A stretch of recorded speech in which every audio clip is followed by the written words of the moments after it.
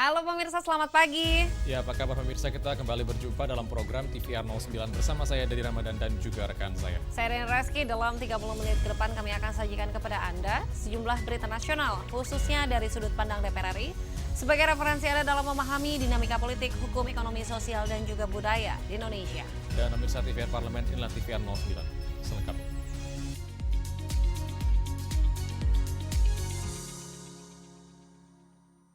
Wakil Ketua DPR RI Cucun Ahmad Syamsurijal dorong Ikatan Keluarga Alumni Pergerakan Mahasiswa Islam Indonesia menjadi motor pembangunan ekonomi nasional yang menyelaraskan langkah dengan program prioritas pemerintah pusat. Wakil Ketua DPR RI Cucun Ahmad Syamsurijal menghadiri rapat kerja cabang Ikatan Keluarga Alumni Pergerakan Mahasiswa Islam Indonesia atau IKPMII di Soreang, Kabupaten Bandung, Jawa Barat. Dalam pertemuan ini, Cucun menekankan pentingnya reformasi gerakan alumni untuk mendukung pembangunan ekonomi nasional, serta menyelaraskan langkah dengan program prioritas pemerintah pusat. Cucun meyakini semangat yang ditunjukkan pengurus besar IKPMII saat ini dapat berkontribusi untuk mengawal Astacita atau program-program prioritas Presiden. IKPMII dapat menjadi motor penggerak pembangunan, utamanya dalam aspek kesejahteraan dan ekonomi. Yang dibicarakan, yang dipikirkan adalah untuk kemaslahatan, untuk kemajuan Kabupaten Bandung. Ya, teman-teman semua sahabat-sahabat IKPMII di Kabupaten Bandung ini mengikuti langkah gerak PBIKPMII yang sekarang begitu semangat.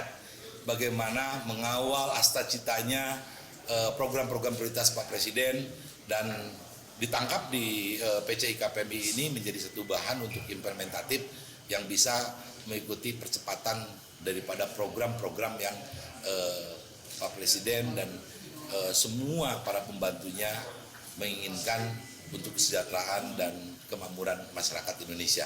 Nah, IKPMII pada saat ini akan melakukan rapat kerja dan nanti kita tunggu hasil-hasil terbaiknya daripada diskusinya. Melalui sinergi antara legislator dan para alumni, Cucun berharap Kabupaten Bandung dapat mengalami percepatan pembangunan yang signifikan di berbagai sektor ekonomi. Tim Liputan TVR Parlemen melaporkan. Pemirsa, terkait pengembangan kawasan ekonomi khusus, Komisi 7 DPR RI meminta kajian komprehensif mengenai dampak lingkungan, kesiapan infrastruktur hingga manfaat bagi masyarakat. Pengembangan kawasan ekonomi khusus atau KEK Kura-Kura menjadi sorotan Komisi 7 DPR RI saat kunjungan kerja ke Denpasar, Bali. Komisi 7 DPR RI meminta kajian komprehensif mengenai dampak lingkungan, kesiapan infrastruktur, hingga manfaat bagi masyarakat. Wakil Ketua Komisi 7 DPR RI, Evita Nursanti, menekankan pentingnya gambaran menyeluruh terkait arah pengembangan KEK Kura-Kura. Sebagai kawasan hasil reklamasi, sejumlah isu krusial perlu dikaji mendalam, di antaranya terkait pengelolaan sampah, ketersediaan air, serta daya dukung lingkungan. Di sisi lain, Evita juga menyoroti wacana pengembangan International Financial Center di KEK yang perlu kajian mendalam. Tentunya apapun yang kita lakukan harus mengedepankan kepentingan sosial daripada masyarakat dan juga pergerakan ekonomi daripada masyarakat kita. Jadi banyak hal-hal ini memang masih, kalau saya boleh bilang, rencana ini masih mentah, yang kita tidak bisa, saya juga nggak bisa mengatakan pendapat harus begini, uang rencananya aja kita belum pernah dengar yang matang begitu. Tapi apapun yang akan dilakukan oleh pemerintah tentunya kita dukung. Kita tidak anti investasi, kita mendukung investasi yang sebanyak-banyaknya di Bali, namun tidak merusak ekosistem pariwisata yang ada di Bali. Tetap mengedepankan local wisdom. Evita menegaskan pengembangan kawasan harus berpijak pada kearifan lokal dan daya dukung lingkungan agar pariwisata Bali tetap berkelanjutan. Ia menilai kajian komprehensif menjadi kunci agar pengembangan KEK Kura-Kura Bali berjalan seimbang dan memberikan manfaat nyata bagi masyarakat. Dari Denpasar, Bali, Sanika Sembiring, TVR Parlemen melaporkan. Pemirsa, regulasi BUMD Permendagri nomor 47 tahun 2021 dinilai masih bersifat general dan belum mengakomodasi karakteristik beragam BUMD. Selain itu, pemirsa, BUMD perbankan juga terikat pada ketentuan otoritas jasa keuangan, menimbulkan dualisme regulasi, dan informasi selengkapnya akan kami hadirkan sesaat lagi. Tetaplah bersama kami di TVR 09.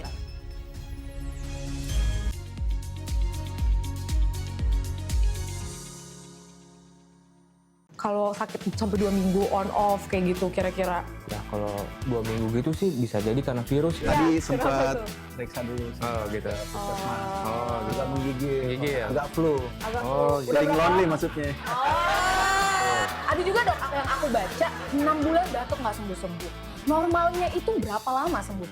Karena nggak mungkin virus itu infeksinya 6 bulan. Oh, semester itu ya? Semester. Satu semester udah bisa bayar UKT. bayar SPP dulu. Iya. SPP dulu. Itu bayar SPP itu. Juga ya kalau untuk orang dewasa ya kan memang dewasa itu juga ada vaksinnya, vaksin Oh, influenza ada gitu. juga. Tuh, batuk Dianjurkannya kayak. 1 tahun sekali. Tuh. Oh, sekali. Kan tempat batuk nggak? Enggak sih. Mama? Ini batuk nih banyak pelepas nih. Apa tuh, Banyak Dok? tunggakan. Ya intinya lah jaga iman, jaga imun. Hai,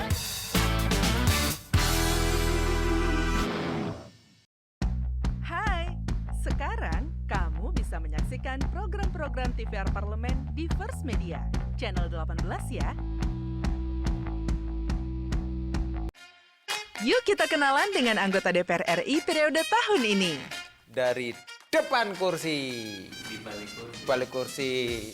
Gini, di balik kursi. Aku ingin menjadi sesuatu yang mungkin bisa kau rindu.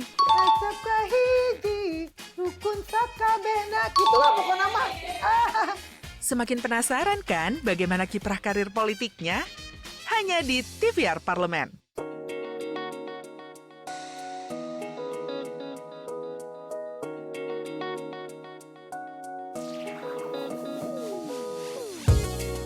Kehadiran mereka tidak hanya mewakili suara perempuan, tetapi juga membawa perspektif yang beragam serta pengalaman hidup yang unik ke dalam proses pembuatan kebijakan. Saksikan Perempuan Parlemen hanya di TVR Parlemen.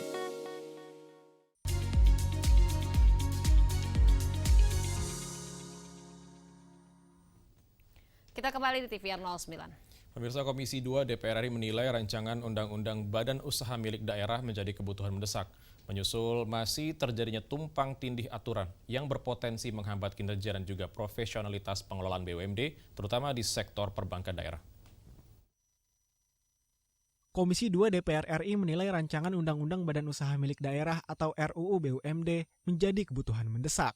Hal ini menyusul masih terjadinya tumpang tindih aturan yang berpotensi menghambat kinerja dan profesionalitas pengelolaan BUMD, terutama di sektor perbankan daerah. Anggota Komisi 2 DPR RI Giri Ramanda Kiemas menjelaskan, saat ini regulasi BUMD diatur melalui Permendagri Nomor 47 Tahun 2021. Aturan itu dinilai masih bersifat general dan belum mengakomodasi karakteristik beragam BUMD, khususnya di sektor perbankan. Ada seperti perbankan itu terkait dengan OJK. Nah ini harus diselaraskan. Kemudian ketika ditanya Permendagri atau peraturan OJK, mana yang lebih tinggi? Bank Sumsel dan perbankan daerah bingung. Apakah ikutin OJK atau ikut Permendagri? Nah ini kita nanti isu-isu ini akan diangkat di dalam dirumuskan di RUU BUMD, dipisahkan mana BUMD perbankan, mana BUMD yang melayani kepentingan publik, mana BUMD yang mencari keuntungan yang lain. Nah, ini harus dipisahkan karena ada undang-undang lain yang mengatur hal-hal yang lainnya.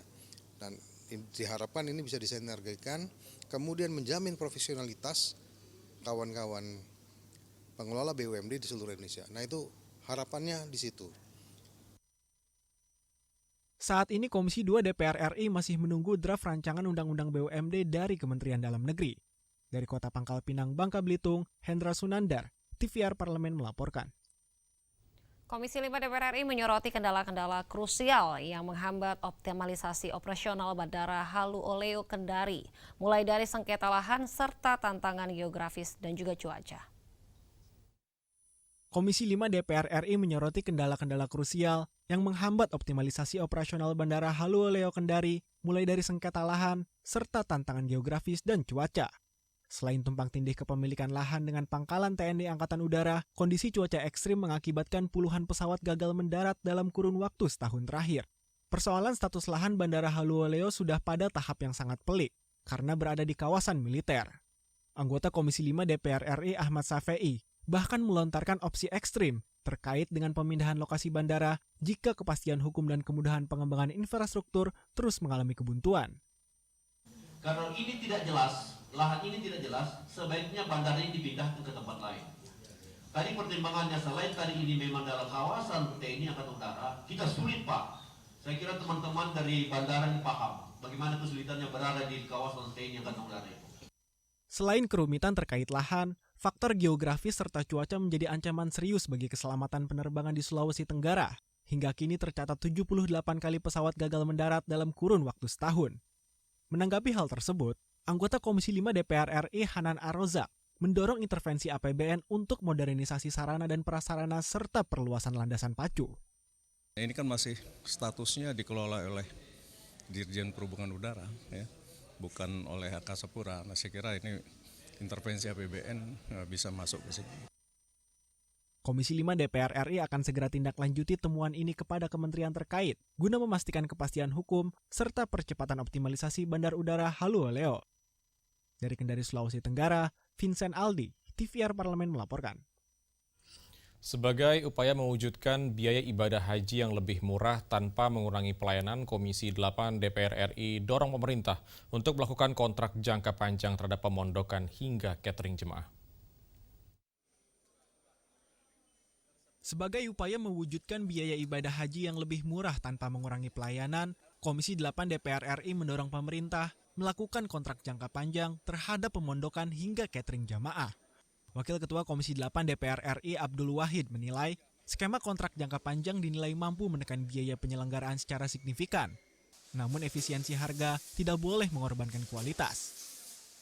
Ke depan terutama ini kami akan diregulasi kita dengan Pak Singge ini sudah kita buat kaitannya dengan BPKH, dengan Undang-Undang Haji yang baru, sehingga kami akan ke sana itu, kami akan haji ke depan itu lebih mengutamakan untuk servis pelayanan yang lebih baik, harga yang lebih murah.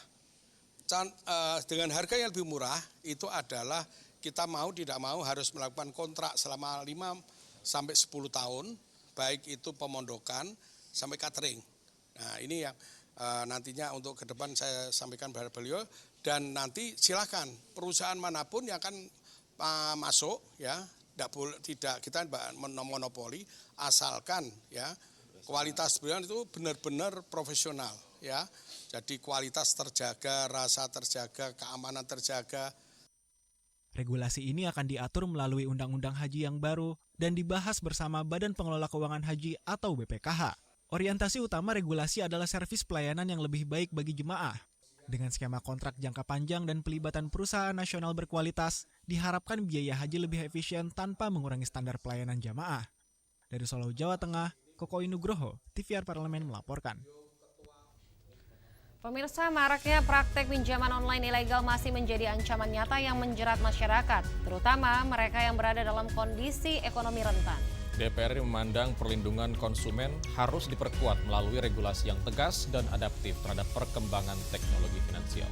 Informasi selengkapnya akan kami hadirkan saat lagi. Tetaplah bersama kami di TVR News.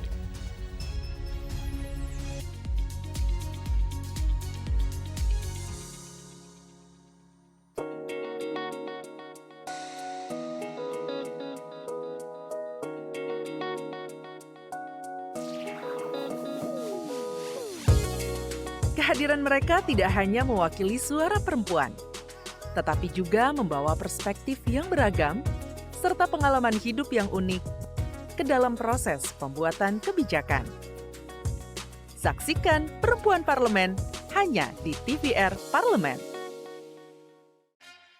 Yuk kita kenalan dengan anggota DPR RI periode tahun ini. Dari depan kursi, di balik kursi. Gini, di balik kursi. Aku ingin menjadi sesuatu yang mungkin bisa kau rindu. Acap kahiji, rukun sakabena, gitulah pokok nama. Semakin penasaran kan bagaimana kiprah karir politiknya? Hanya di TVR Parlemen.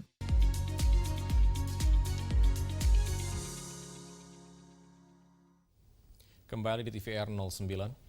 Upaya penerapan pinjol tidak cukup hanya dengan penindakan, tetapi juga harus diiringi dengan edukasi literasi keuangan yang masif dan juga berkelanjutan. Dengan langkah yang terintegrasi, DPR RI berkomitmen mendorong ekosistem keuangan digital yang aman, sehat, dan berpihak pada kepentingan rakyat. Simak liputan mendalam yang telah dikemas tim redaksi TVR Parlemen dalam segmen Editorial Parlemen berikut ini.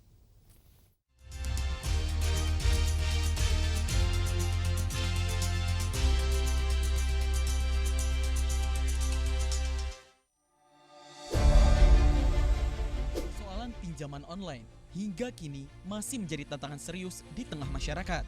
Meski menawarkan kemudahan akses pembiayaan, terutama bagi pelaku usaha mikro, kecil, dan menengah atau UMKM, praktik pinjol kerap menimbulkan masalah baru seperti bunga tinggi, jeratan utang, hingga maraknya layanan ilegal. Berdasarkan data dari Satuan Tugas Pemberantasan Aktivitas Keuangan Ilegal atau Satgas Pasti, dari tahun 2017 hingga kuartal 1 2026, Satgas secara kumulatif telah memblokir 14.959 entitas ilegal yang terdiri dari 12.824 pinjol ilegal, 1.884 investasi ilegal, dan 251 gadai ilegal. DPR RI menilai maraknya penggunaan pinjol tidak lepas dari kebutuhan masyarakat akan akses pembiayaan yang cepat, terutama bagi sektor UMKM dan petani. Pesaing utama bagi lembaga keuangan formal nyatanya bukan dari bank konvensional di daerah, melainkan pinjol yang menjadi pesaing utama karena kemudahan aksesnya. Pemakai bank EMOK itu atau penggunanya kan langsung UMKM, Pak. Gitu, mereka mungkin petani yang butuh akses cepat, bank pasti kelamaan, solusi tercepatnya ya udah pasti pinjaman daring. Tapi mereka belum tahu yang mana yang legal, mana yang ilegal, yang mana yang benar, yang mana yang enggak. Itu memang sulit sekali, Pak. Gitu. Awalnya saya mikir selama saya lagi turun ke dapil itu, mungkin lawannya adalah bank-bank rakyat yang ada di situ. Tapi ternyata enggak juga. Ternyata lawannya adalah Bapak mestinya yang bisa menguatkan itu, dibantu dengan kita memperkuat dari Undang-Undang P2SK-nya. Gitu. Jadi ya di sini semua harus sama-sama kerja keras nih, Pak. Memang apalagi yang banyak dari luar negeri masuk gitu kan. Gitu. Jadi itu aduh, saya juga sebenarnya mendukung sih kalau ini memang solusi utama untuk pembangunan UMKM menurut saya ada di tangan fintech. Tapi tidak mungkin terjadi kalau memang tidak ditata dengan benar. Masyarakat yang belum memiliki akses terhadap layanan perbankan karena ketatnya persyaratan seperti kewajiban memiliki rekam jejak keuangan yang jelas, dimanfaatkan banyak pinjol ilegal menggunakan kedok koperasi untuk mendapatkan legalitas semu dan kepercayaan masyarakat. Saat ini, Komisi 6 DPR RI bersama dengan pemerintah tengah membahas revisi Undang-Undang Nomor 25 Tahun 1992 tentang perkoperasian guna penguatan peran koperasi sebagai alternatif pembiayaan masyarakat. DPR memandang koperasi dapat menjadi sumber pembiayaan yang lebih adil dan berkelanjutan bagi masyarakat.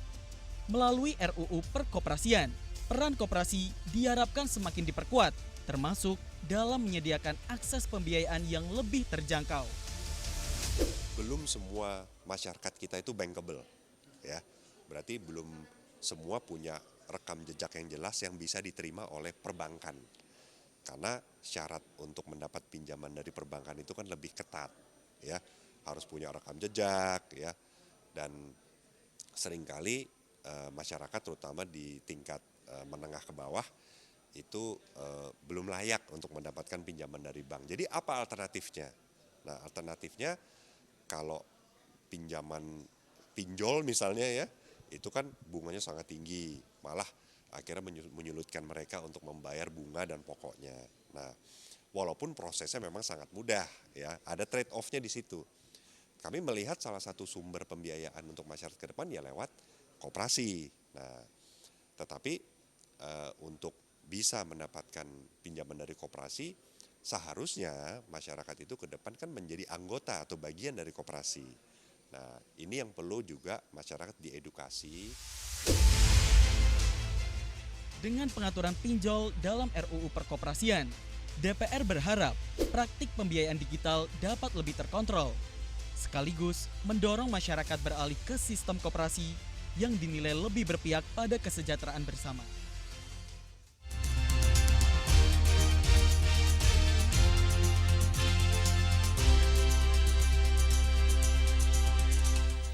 Pemirsa, Taman Sari Yogyakarta dikenal sebagai salah satu destinasi wisata populer dengan beragam spot foto yang menarik.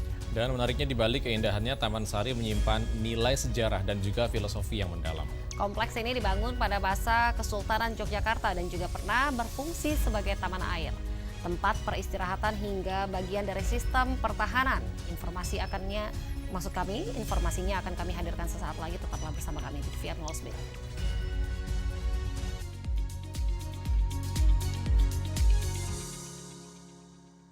Kalau sakit sampai 2 minggu on off kayak gitu kira-kira? Ya kalau 2 minggu gitu sih bisa jadi karena virus. Ya, tadi sempat periksa dulu. Oh gitu. Oh, juga menggigil. Gigi ya? Agak flu. Oh, Sering lonely maksudnya. Ada juga dok yang aku baca 6 bulan batuk nggak sembuh-sembuh. Normalnya itu berapa lama sembuh? Karena nggak mungkin virus itu infeksinya 6 bulan. Semester itu ya? Semester. Satu semester udah bisa bayar UKT. Bayar SPP dulu. Iya. SPP dulu. Itu bayar SPP itu. Juga ya kalau untuk orang dewasa ya kan memang dewasa itu juga ada vaksinnya, vaksin influenza gitu. Tuh, batuk dianjurkannya 1 tahun sekali. Tuh. Oh, sekali. Kan tempat batuk nggak? Enggak sih. Mama? Ini batuk nih banyak terlepas nih. Apa banyak tuh? tunggakan. Ya intinya lah jaga iman, jaga imun.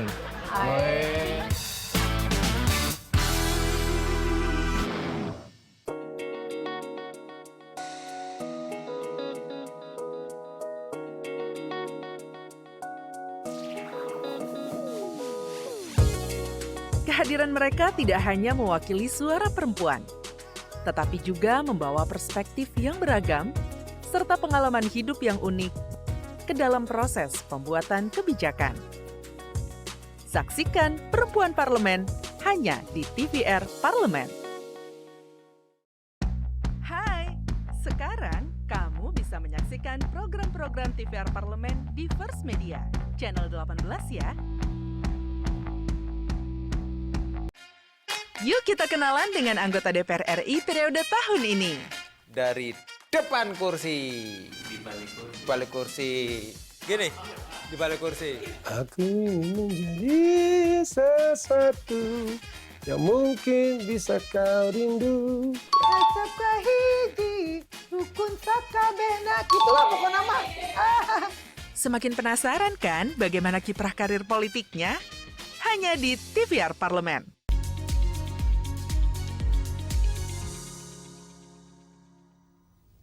Kita kembali di TVR 09. Pemirsa, berbagai bangunan seperti sumur gumuling dan kolam pemandian menunjukkan perpaduan arsitektur Jawa dan Eropa yang unik. Keberadaan lorong dan juga terowongan bawah tanah menunjukkan fungsi multi Taman Sari, tidak hanya sebagai tempat rekreasi. Dan selanjutnya kita akan menyaksikan Taman Sari Yogyakarta bukan sekedar tempat foto dalam segmen Intips, Informasi dan Tips. Berikut ini.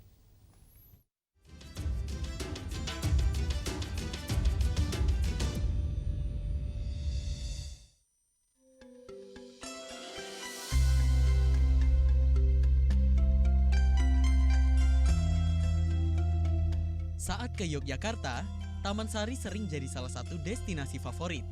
Banyak orang datang, berburu foto estetik dan konten media sosial. Padahal, di balik tembok dan kolamnya, Taman Sari menyimpan makna yang jauh lebih dalam. Bukan sekedar tempat wisata, tapi ruang tenang penuh filosofi. Nah, biar kunjungan ke Taman Sari nggak cuma jadi foto di galeri, kita kulik makna dan fungsi aslinya.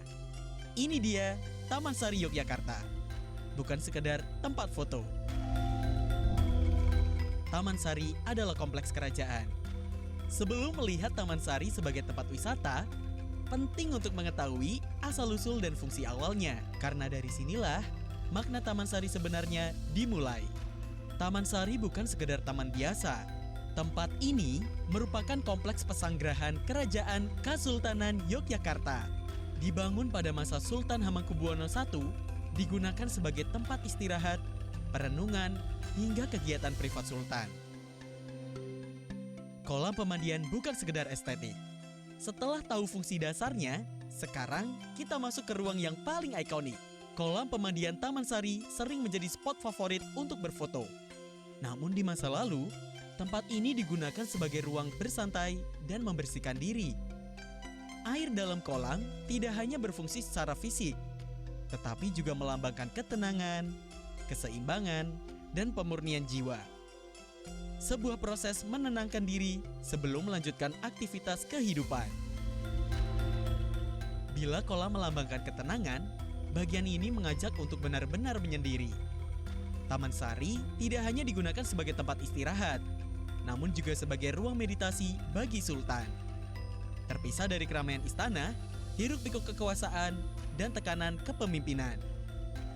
Di ruang yang sunyi ini, Sultan melakukan perenungan diri, menata pikiran, menenangkan emosi, dan memperkuat kendali diri.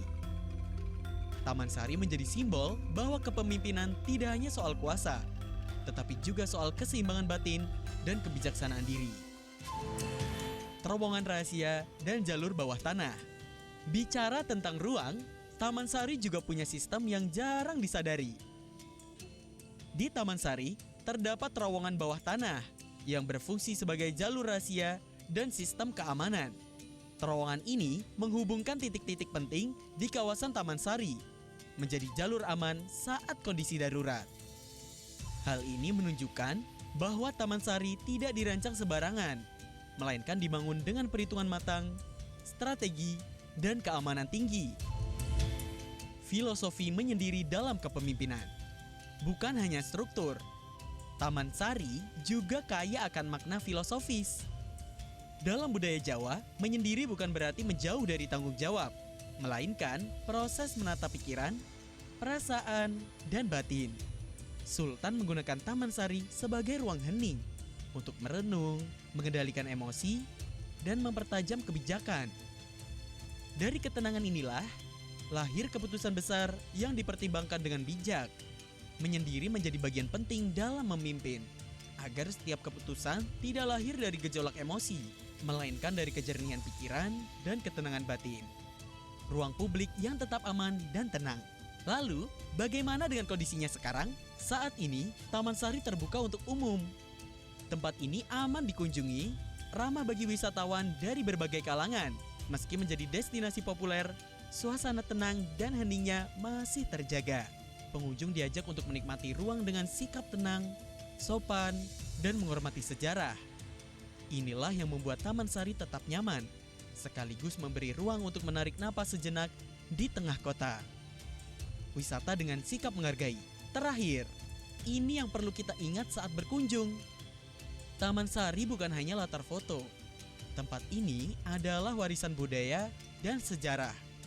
Saat berkunjung, pengunjung diajak menjaga sikap, ketenangan, dan etika sebagai bentuk penghormatan terhadap nilai yang masih hidup di dalamnya. Karena wisata yang baik adalah wisata yang menghargai makna.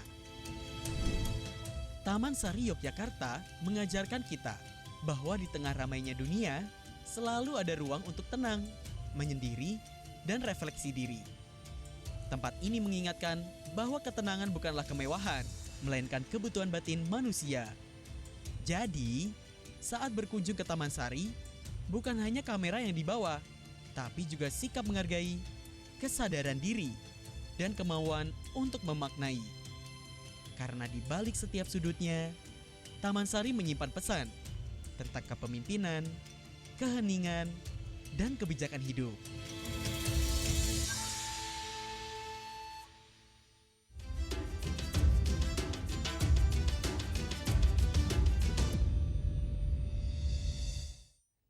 Pemirsa, informasi tadi sekaligus menutup jumpa kita pagi ini. Di penghujung acara, tidak lupa kami informasikan kepada Anda bahwa saat ini DPR RI sedang memasuki masa reses, di mana seluruh anggota Dewan kembali ke daerah pemilihannya masing-masing untuk melaksanakan fungsi representasi DPR, menyerap, serta menindaklanjuti dan juga memberikan pertanggungjawaban kepada konstituen di daerah pemilihannya. Dan sejumlah agenda kegiatan lainnya dapat Anda saksikan di website kami di tvrparlemen.dpr.go.id atau melalui kanal YouTube kami di TVR Parlemen. Baik pemirsa, demikian TVR 09 edisi pagi ini. Segenap kru TVR Parlemen yang bertugas mengucapkan terima kasih telah menyaksikan TVR 09. Saya Rina Reski dan juga dengan saya Yudi Ramadan, sampai jumpa di TVR 09 selanjutnya. TVR Parlemen, referensi Indonesia.